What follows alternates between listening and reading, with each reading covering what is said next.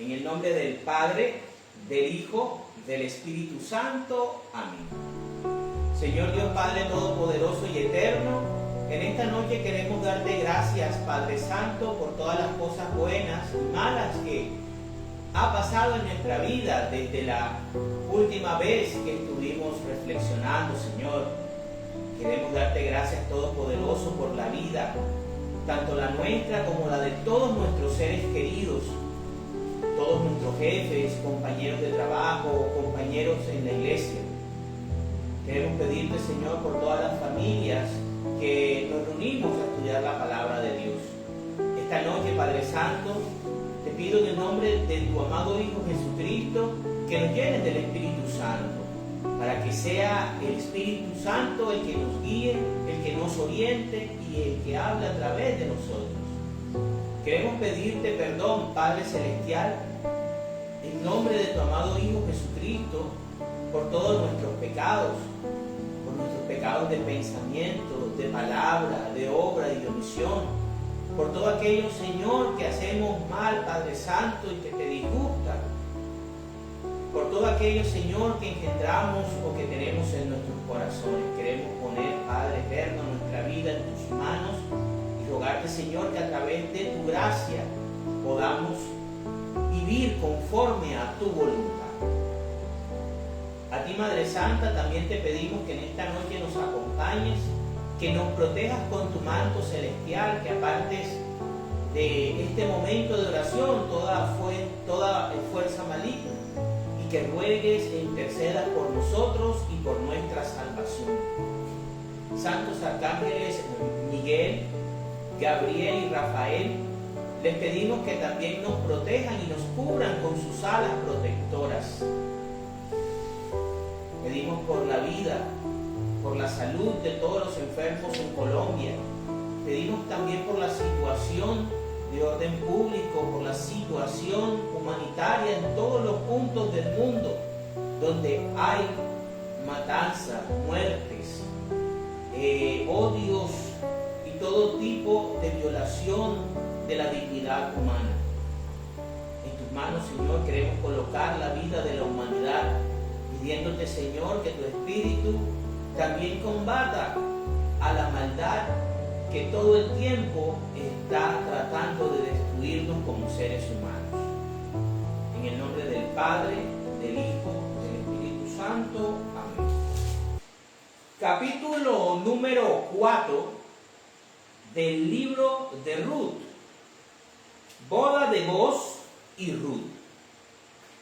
Más tarde, Boz fue a sentarse a la entrada del pueblo, que era el lugar donde se reunía la gente. En aquel momento pasaba por allí el pariente del cual Boz había hablado. Oye, le dijo Boz, ven acá y siéntate. El pariente fue y se sentó. Enseguida Boz llamó a 10 ancianos del pueblo y también les pidió que se sentaran con él. Cuando ellos se sentaron, Boz le dijo a su pariente, Noemí, que ha vuelto de Moab, está decidida a vender el terreno que perteneció a nuestro pariente Elimelech. Quiero que lo sepas, para que, si te interesa comprarlo, lo hagas ahora delante de estos testigos y de los ancianos del pueblo. Como tú eres el pariente más cercano de Elimelech, tienes el derecho de comprar su tierra. Pero si tú no la compras, házmelo saber, pues después de ti, yo soy quien tiene ese derecho. El pariente contestó, la compro. Entonces Boz le hizo esta aclaración. Ten en cuenta que si compras el terreno de Noemí, quedas también obligado a casarte con Ruth, la viuda moabita, para que la propiedad siga a nombre del difunto. Al oír esto, el pariente contestó: en ese caso no puedo hacer la compra, porque podría perjudicar mi herencia. Pero si tú quieres comprar, hazlo. Yo te cedo mis derechos de compra. En aquellos tiempos había en Israel una costumbre. Cuando uno cedía a otro el derecho de parentesco, o cuando se cerraba un contrato de compra-venta, el que cedía o vendía se quitaba una sandalia y se la daba al otro. De acuerdo pues con esta costumbre, el pariente de Booz se quitó la sandalia, se la dio a Booz y le dijo: compra tú. Entonces Booz dijo a los ancianos y a los allí presentes: todos ustedes son hoy testigos de que le compro a Noemí las propiedades de Elimelech, Quilión y Mahalón. También son testigos de que tomo por esposa a Ruth, la viuda moabita, para que la propiedad se mantenga a nombre de Mahalón, su difunto esposo. Así no se borrará el nombre de Mahalón de entre los suyos, ni será olvidado en este pueblo. Hoy son ustedes testigos. Los ancianos y todos los presentes contestaron: sí, lo somos. El Señor haga que la mujer que va a entrar en tu casa sea como Raquel y Lía, de quienes descendemos todos los israelitas. Y tú, sé un hombre ilustre en Efrata, un hombre noble, un hombre notable en Belén. Que el Señor te dé muchos hijos de esta mujer, que tengas una familia numerosa, como la tuvo Farés, el hijo de Tamar y de Judá. Así fue como Booz se casó con Ruth y se unió a ella. Y el Señor permitió que quedara embarazada y que tuviera un hijo. Entonces las mujeres decían a Noemí: alabado sea el Señor, que te ha dado hoy un nieto para que cuide de ti. Ojalá tu nieto sea famoso en Israel. Él te dará ánimos y te sostendrá en tu vejez, porque es el hijo de tu nuera, la que tanto te quiere y que vale para ti más que 7 hijos. Noemí tomó al niño en su regazo y se encargó de criarlo. Al verlo, las vecinas decían: le ha nacido un hijo a Noemí. Y le pusieron por nombre Obed. Este fue el padre de Jesé y abuelo de David, los antepasados de David. Estos fueron los descendientes de Farés. Farés fue el padre de Hezrón. Hezrón fue el padre de Ram. Ram fue el padre de Aminadab. Aminadab fue el padre de Naasón. Naasón fue el padre de Salmón. Salmón fue el padre de Booz. Booz fue padre de Obed. Obed fue padre de Jesé. Y Jesé fue el padre de David. Palabra de Dios. El capítulo número 4 del libro de Ruth, con el cual terminamos este maravilloso libro, este hermosísimo libro, que es como un oasis en medio de las historias difíciles que hemos venido leyendo y reflexionando a lo largo de este ejercicio espiritual de los tiempos. Porque este ejercicio, gracias a Dios, ha superado hasta una pandemia. Desde el año 2020 hasta este año 2025 seguimos avanzando en la lectura y en la reflexión de la palabra de Dios de una manera ordenada. Estudiar la palabra de Dios de una manera ordenada y a partir de ella poder descubrir las bases bíblicas, teológicas y doctrinales de la fe católica. Ese es el fundamento, digamos, o la misión que se nos ha encomendado a través de este comité. El poder motivar el estudio de la palabra de Dios y conocer nuestra fe católica, para así poderla defender con argumentos y vivirla con conocimiento. El capítulo número 4 de Ruth nos habla acerca del proyecto que Dios tiene en primera instancia para Noemí. Debemos recordar que es Noemí la que empieza este maravilloso suceso del nacimiento de Obed. Obed es el producto de la decisión que toma Noemí al ver morir a su esposo Elimelech y a sus dos hijos, Quilión y Mahalón, en Moab.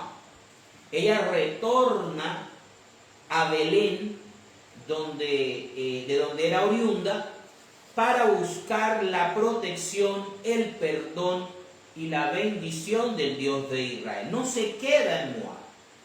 Este salto de fe viene acompañado de un personaje muy importante y muy hermoso, y no solamente físicamente, sino del corazón.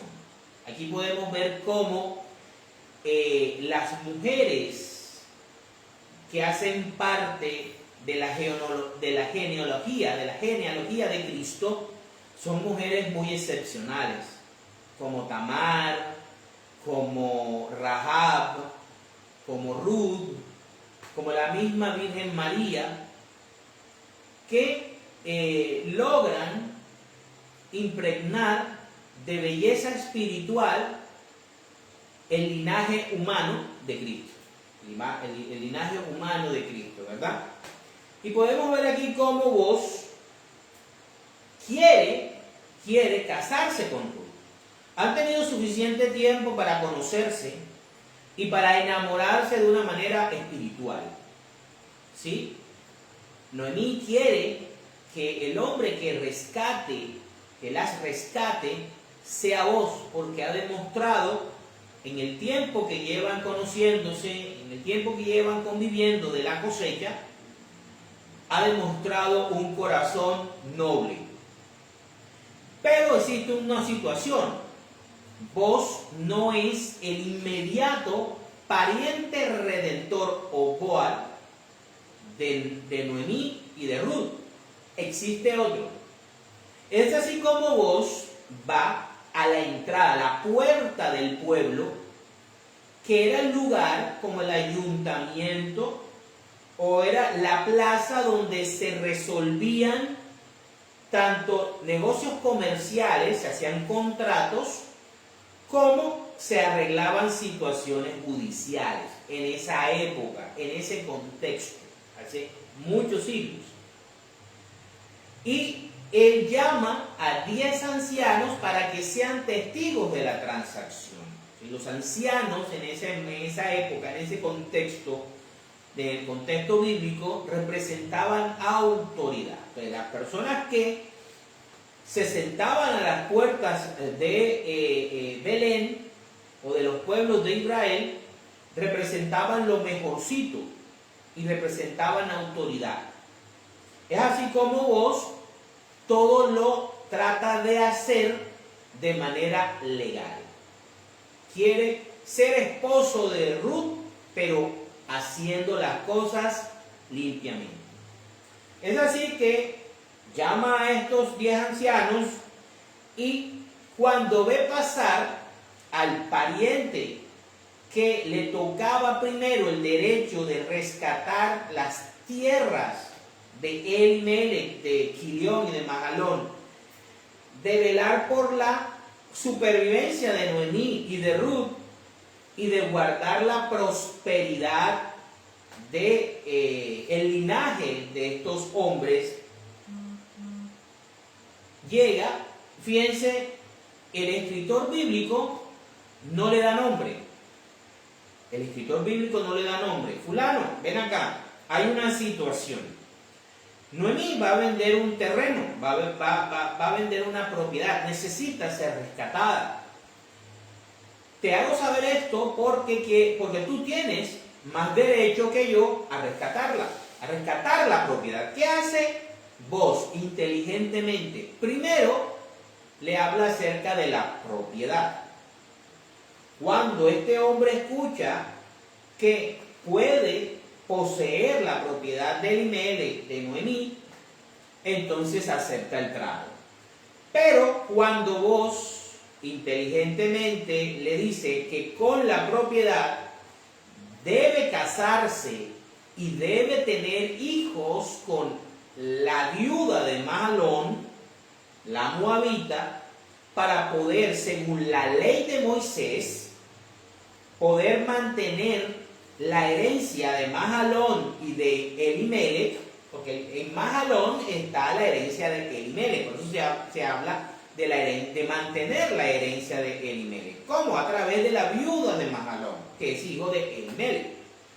Este hombre puede de que esté ya casado y ahí ve el problema y dice, bueno, yo estoy dispuesto a comprar la propiedad, pero ya casarme con la moabita y darle hijos con los que yo tenga que dividir mi herencia, ahí yo no estoy dispuesto. Entonces, ahí es cuando vos, inteligentemente, le dice que según las normas, las leyes y las tradiciones de ese tiempo, debe hacer público su cesión de derecho, dándole entonces la sandalia que representaba cuando un pariente no quería rescatar o a cumplir la ley de Moisés con respecto a esa tradición. Entonces es ahí cuando delante de todo el pueblo este fulano le entrega las sandalias y vos hace público las intenciones de tomar como esposa a Ruth, comprar la propiedad de Noemí y de darle un hijo a Mahalón para que el nombre de Mahalón no se pierda en las tribus de Israel, como mandaba la ley de Moisés. ¿Para qué? Para que la tierra que Dios les había asignado, en el momento en que ellos entran a la tierra prometida y a través de Josué se le distribuye a las tribus de Israel, y dentro de cada tribu, a cada clan y familia, la idea era de que las familias nunca perderían totalmente el terreno. ¿Ya? Entonces es ahí como vos hace público su compromiso de rescatar a Ruth, casándose con ella, y a Noemí comprándole el terreno para que ellas puedan vivir tranquilamente. Ellos se casan, ¿verdad? Los ancianos aceptan el compromiso, son testigos del compromiso para que el trato quede saldado legalmente según las tradiciones del momento, y lo bendicen. Le dicen que el Señor haga que la mujer que va a entrar a tu casa sea como Raquel y como Lea, o sea, que sea muy fructífera según los estándares y según las creencias de el pueblo de Israel bíblico. Para ellos, la mujer que paría, la mujer fecunda, era una muestra de bendición de Dios. Miren, lo que es la prosperidad económica, el poder político y militar, el tener hijos, para el judío, para el israelita, eran signos de la presencia y de la bendición de Dios. Eso es muy diferente a lo que Cristo nos enseña de cuando Dios está con nosotros. Ejemplo muy claro, la vida del apóstol Pablo. La vida del apóstol Pablo, según el judaísmo, Pablo debió haber estado castigado y ser un gran pecador, según ellos, porque no tuvo hijos, porque murió encarcelado, porque sufrió mucho. Aunque le iba bien en el negocio de las tiendas, le servía era para sobrevivir, para hacer la misión que Cristo le había encomendado.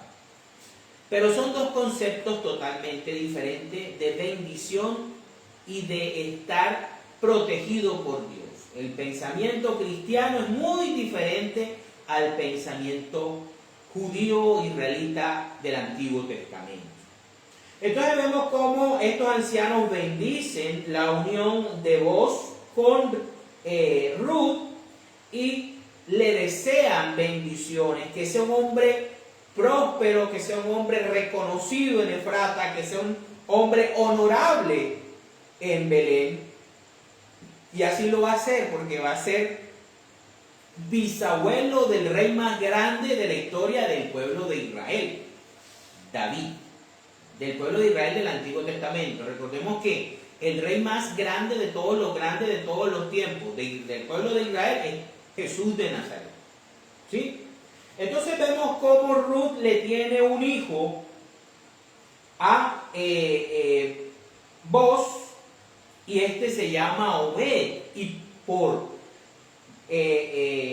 por causa de Obed, las mujeres que habían visto una Noemí triste, amargada, casi derrotada, que hablaba de que Dios la había castigado justamente por haber abandonado a su pueblo durante la hambruna, que pasaba de Noemí a ser llamada Mara. Dios, en su infinita misericordia, Dios en sus planes inconmensurables, misteriosos para nosotros los seres humanos, le da un nuevo hijo, un nieto, por parte de esa nuera que la amó tanto, que no quiso abandonarla, que su esposo, su difunto esposo, Mahlón, le había enseñado al Dios de Israel con su predicación y con su ejemplo, y que había abandonado Moab y que había abandonado sus dioses para entrar en una tierra y en una cultura totalmente desconocida y aferrarse al único Dios verdadero, al Dios de Israel, ¿sí? Que es el Dios de nosotros también los cristianos católicos. Y vemos cómo se nos habla acerca de que este niño, Obed, llega a ser la bendición y la salvación, diga por decirlo así, del corazón de Noemí. Y ya Noemí no va a ser más una amargura de corazón, sino que va a ser la propia nodriza de su nieto, que posteriormente sería el padre de Jesé.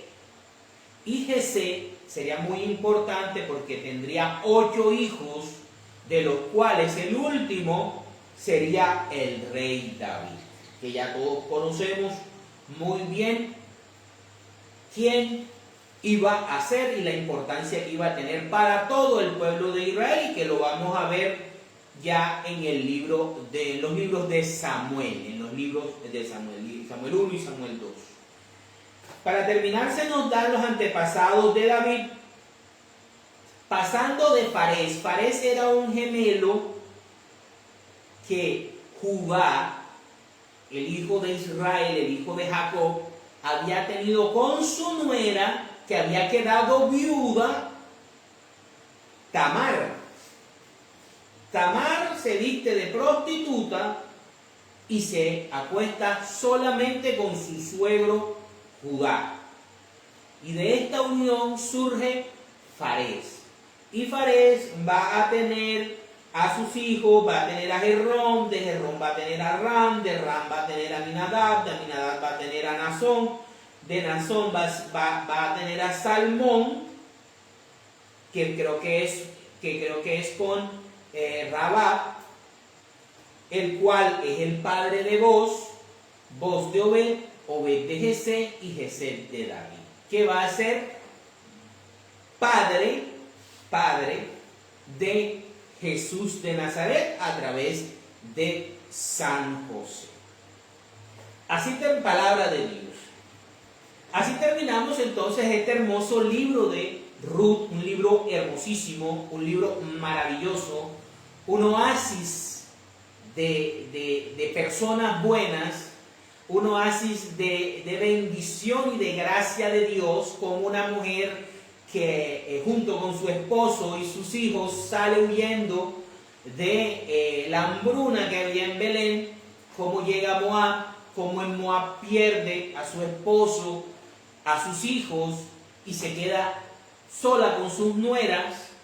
Luego decide, con la esperanza de poder encontrar el perdón por parte del Dios de Israel, regresar a su tierra ya sola, completamente desprotegida, y se entrega a los brazos del Dios de Israel, acompañada de su hermosísima nuera Ruth, la cual va a demostrar humildad, obediencia, mansedumbre y mucha fe por el Dios de Israel, que esa debería ser la norma en Israel, no la excepción, y mucho menos de una moabita, para la gloria de Dios.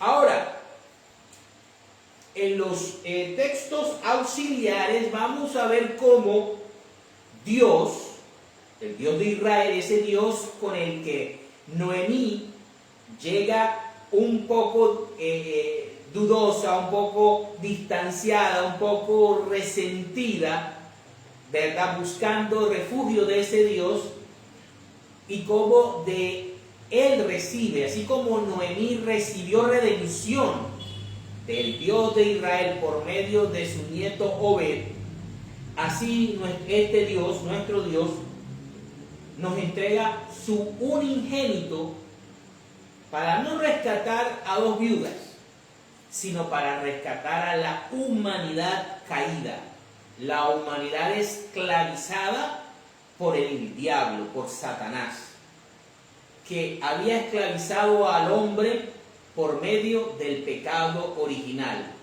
y había sometido al hombre a la muerte eterna.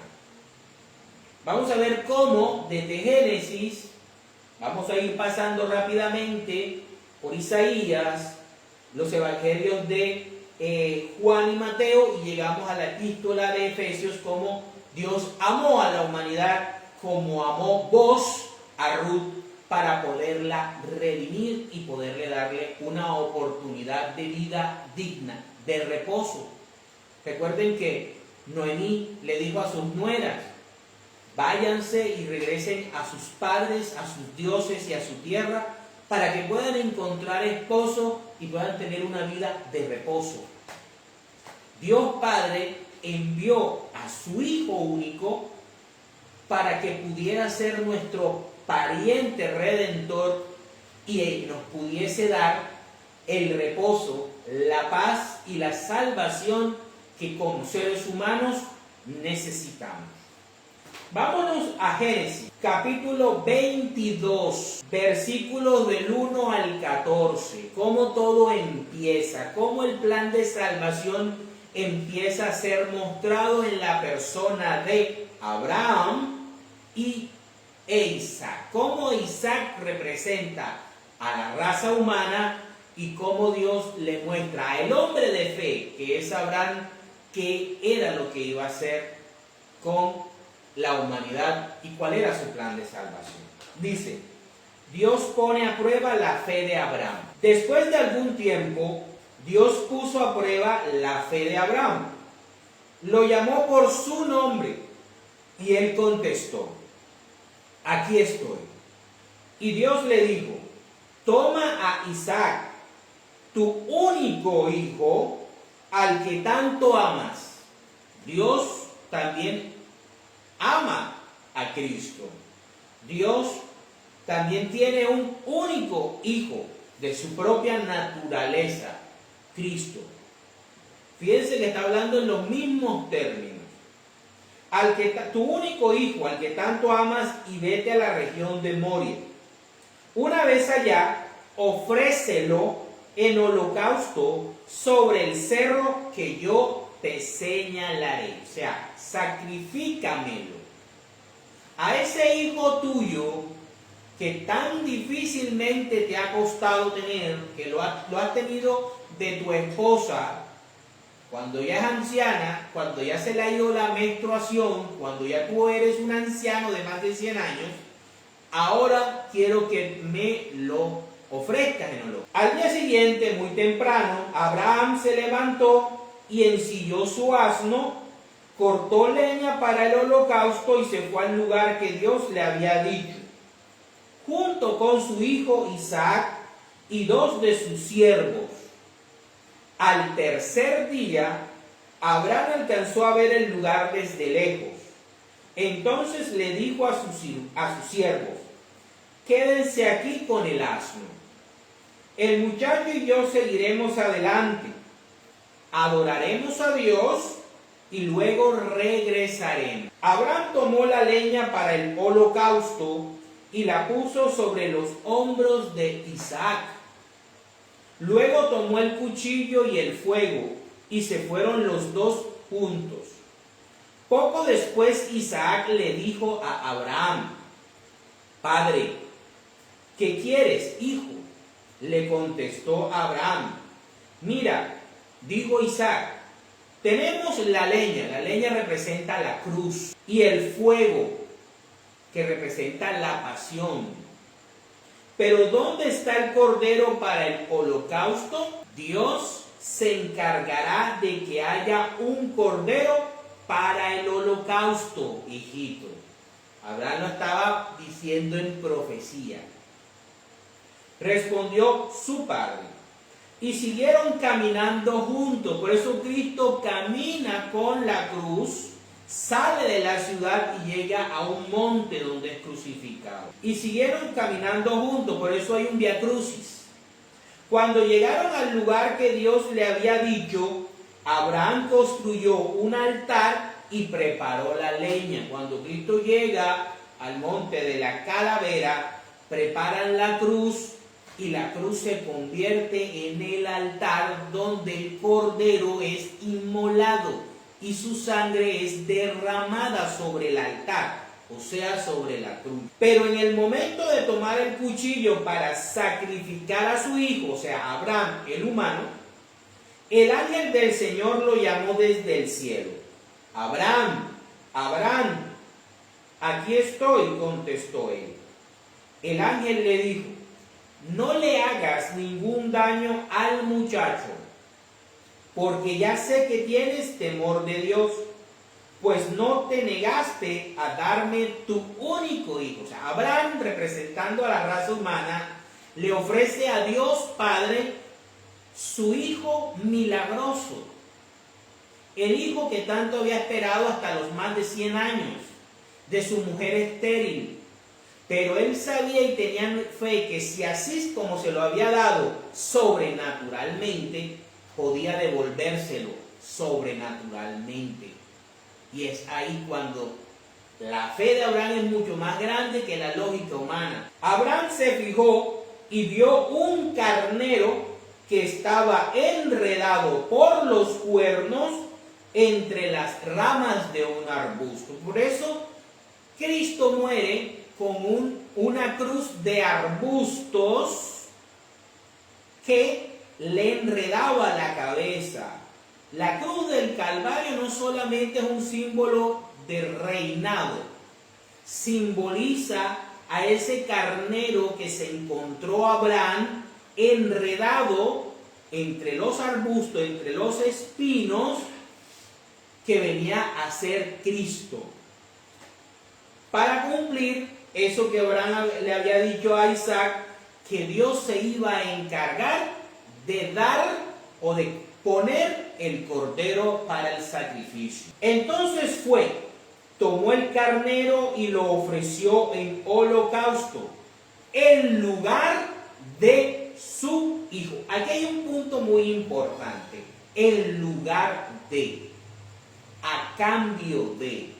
O sea, que el carnero que estaba enredado, que encontró a Abraham, después que Dios le había dicho que no sacrificara a Isaac, ¿verdad?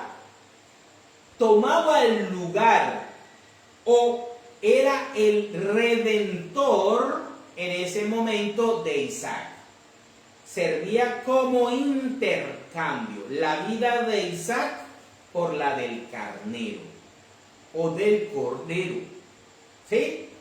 Hasta ahí vamos, ¿verdad? Después Abraham le puso este nombre a aquel lugar. El Señor da lo necesario. Así como le pasó a Noemí. Dios le dio lo necesario. Le dio a Boz y le dio a Obed.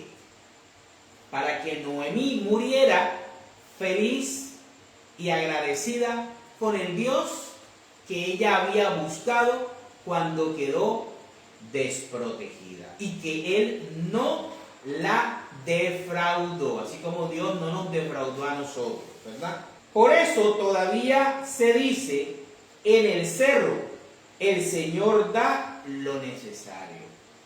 Palabra de Dios.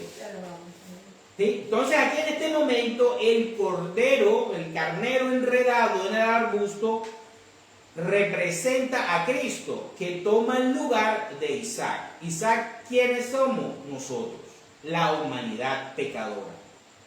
Vámonos ahora como el Padre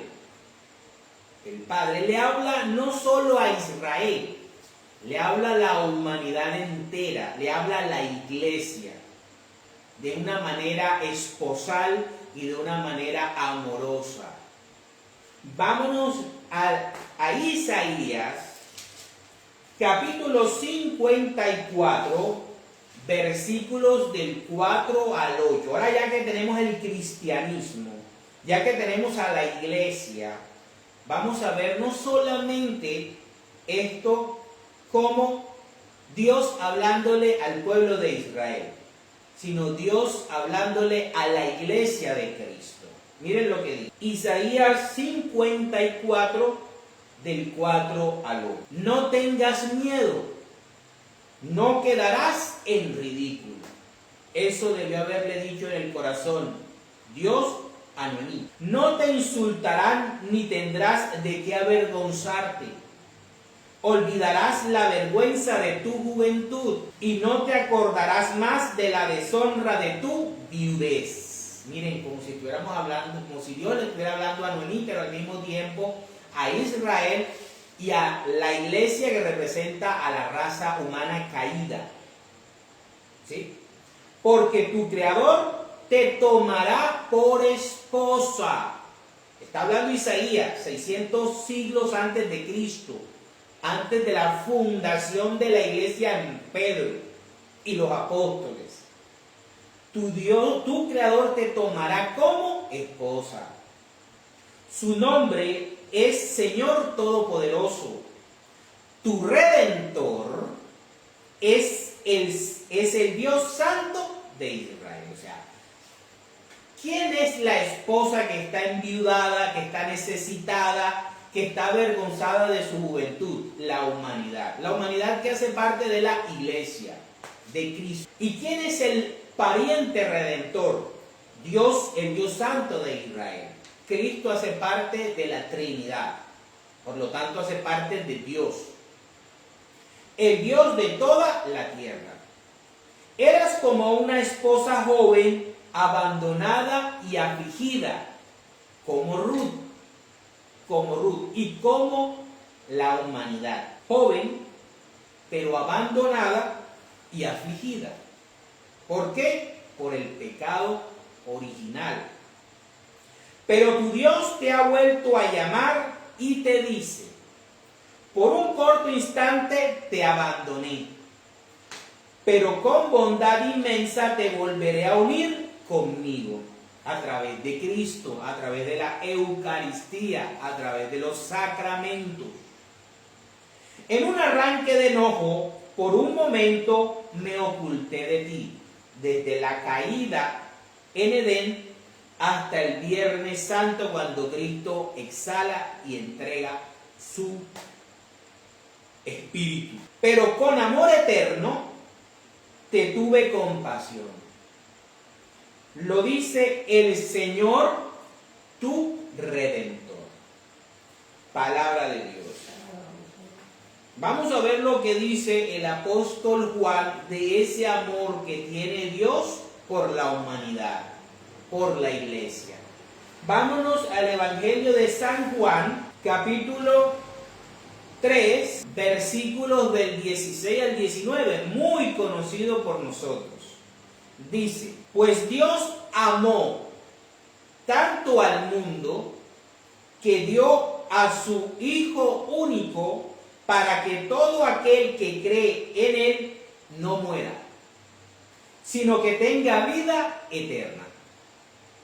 Porque Dios no envió a su Hijo al mundo para condenar al mundo, sino para salvarlo por medio de Él, el pariente redentor. El que cree en el Hijo de Dios no está condenado, pero el que no cree ya ha sido condenado por no creer en el Hijo único de Dios. Así como Abraham tenía un único hijo al cual amaba tanto, Dios también tiene un único hijo que ama tanto, pero lo entregó, lo intercambió por nosotros y lo ofreció como holocausto por nuestra salvación, por nuestra vida, por rescatarnos, por comprarnos. Nos compró a precio de sangre. Ahí es donde comenzamos a entender todas estas frases cristianas de que nos compró a precio de sangre. ¿Qué nos compró? Nuestra propiedad. ¿Cuál era la propiedad? La tierra. Nos tomó como esposa, sí, para redimirnos. Y pensó en nuestro futuro, en nuestro porvenir, en nuestra prosperidad. La vida eterna. Palabra del Señor. Ahora vamos a ver cuándo ese amor y ese sacrificio que vimos en Abraham e Isaac, que lo dice de una manera muy hermosa y contundente Isaías, que lo confirma Juan. ¿Cuál es la intención de la venida de Cristo a este mundo y de su sacrificio? Cuando lo hace ya, cuando lo ejecuta. Vámonos al Evangelio de San Mateo, capítulo 27, versículos del 15 al 26. Dice: Jesús es sentenciado a muerte. Durante la fiesta, el gobernador acostumbraba a dejar libre un preso, el que la gente escogiera. Había entonces un preso famoso llamado Jesús Barrabás. Y estando ellos reunidos, Pilato les preguntó: ¿a quién quieren ustedes que les ponga en libertad?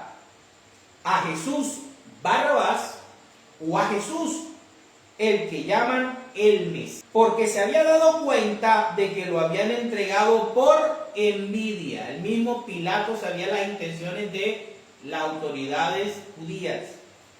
Mientras Pilato estaba sentado en el tribunal, su esposa mandó a decirle: no te metas con ese hombre justo, porque anoche tuve un sueño horrible por su causa. Esa es Claudia, la esposa de Pilato.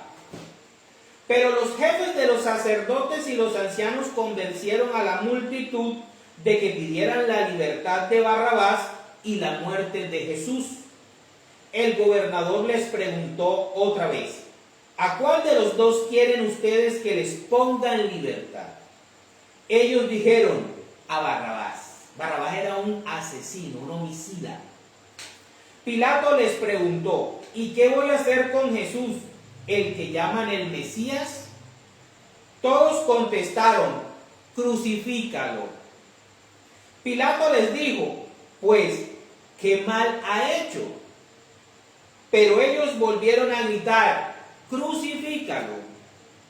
Cuando Pilato vio que no conseguía nada, sino que el alboroto era cada vez mayor, mandó traer agua y se lavó las manos delante de todos, así como hizo Boaz, ¿verdad? Cuando hizo el contrato de tomar como esposa a Ruth, lo hizo delante de todo el mundo, hizo un acto público. Dice: yo no soy responsable de la muerte de este hombre, es cosa de ustedes. Toda la gente contestó: nosotros y nuestros hijos nos hacemos responsables de su muerte. Y esas palabras todavía resuenan. Entonces Pilato dejó libre a Barrabás, luego mandó azotar a Jesús y lo entregó para que lo crucificara. Palabra del Señor. Entonces vemos aquí cómo, al igual que lo que sucede en el momento en que Abraham lleva a Isaac para ofrecerlo en holocausto, y Dios le dice: no le hagas daño a tu hijo, y le provee un carnero enredado en un arbusto, de esta manera en Jesús se cumple lo mismo. Que la humanidad de Jesús Barrabás era pecadora. La humanidad de Jesús de Nazaret era santa, perfecta, inmaculada. Y el pueblo decidió sacrificar al santo, al Hijo de Dios, y liberar al asesino, al pecador. Así fueron las cosas. Para terminar, vamos a ver lo que nos dice el apóstol Pablo acerca de la relación de Cristo y de la iglesia, y por ende de la humanidad. Vámonos a Efesios capítulo 5, versículos del 22 al 33. Dice: las esposas deben estar sujetas a sus esposos como al Señor. O sea, en un matrimonio es una simbiosis de tres. Son tres hilos: Dios, el esposo y la esposa. El hombre debe estar sometido a Dios y la esposa debe tener concordancia, obediencia, respeto al esposo y a el Señor. ¿Sí? No sumisión, porque la sumisión es una forma de idolatría. No, respeto, obediencia, coordinación. Porque el esposo es cabeza de la esposa, como Cristo es cabeza de la iglesia. ¿Quién es el mandamás en la iglesia católica? Cristo. Pero Cristo tiene un vicario, el Papa, la cual es su cuerpo. Y Él es también su Salvador. ¿Recuerdan lo que dice Isaías? Dios el Señor será tu Redentor. Pero así como la iglesia está sujeta a Cristo, también las esposas deben estar en todo sujeta a sus esposos. Sujeta, no sumisa. Sujeta, o sea, que una mujer no debe tomar decisiones que afecten drásticamente a su hogar y a su matrimonio sin consultar y sin estar de acuerdo con su esposo. Eso es lo que dice, no que sea sumisa y se deje golpear y se deje humillar, eso no. Porque miren lo que viene a decir acá el apóstol: esposos, amen a sus esposas como Cristo amó a la iglesia. Miren lo que decía Juan en el capítulo 3 del versículo 10. Y dio su vida por ella. Miren lo que nos invita Pablo en el nombre de Cristo amar a nuestras esposas como Cristo amó la iglesia y dio su vida por ella. Miren lo que el Señor nos dice. A las mujeres les dicen, sean sujetas a sus esposos. Pero a los esposos nos piden algo más grande. Dar la vida por nuestras esposas. Algo más nos pide el Señor.